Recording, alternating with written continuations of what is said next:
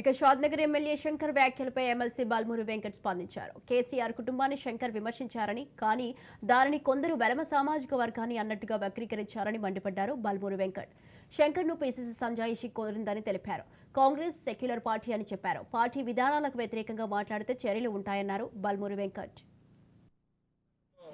మా ఎమ్మెల్యే శంకర్ గారు మాట్లాడిన సందర్భం ఒక మీడియా ఇంటర్వ్యూలో మాట్లాడితే దాన్ని కొన్ని వర్డ్స్ని కట్ చేసి ఒక వ్యక్తుల పేర్లు తీసుకున్నప్పుడు దాన్ని వక్రీకరించి వేరే రకంగా సర్క్యులేట్ చేయడం జరిగింది. పార్టీ చాలా స్పష్టంగా దానిపైన శంకర్ గారిని కూడా వివరణ కోరడం కూడా పీసీసీ అధ్యక్షుడు మహేష్ కుమార్ గౌడ్ గారు వివరణ కోరడం కూడా జరిగింది. దాని తర్వాత ఈరోజు వీరపల్లి శంకర్ గారు ప్రెస్ మీట్ పెట్టి కూడా చాలా స్పష్టంగా ఏదైతే గత 10 ఏళ్లుగా ఏదైతే కల్వకుంట్ల కుటుంబం ఏ రకంగా అయితే తెలంగాణలో ప్రజల్ని ఇబ్బంది పెట్టింది, తెలంగాణ పరిపాలన ఏ విధంగా సరిగా పరిపాలించలేదు, వాళ్ళను ఉద్దేశించి మాట్లాడిన తప్ప యావత్ తెలంగాణ వెల్మ సామాజిక వర్గాన్ని ఉద్దేశించి నేను మాట్లాడలేదు. ఆ రకంగా నేను మాట్లాడి వెల్మ సామాజిక వర్గానికి ఎవరికన్నా ఇబ్బంది కలిగినా బాధ కలిగినా ఆ వర్డ్స్ని కూడా నేను ఉపసంహరించుకుంటున్నానని చాలా స్పష్టంగా వారు చెప్పడం జరిగింది.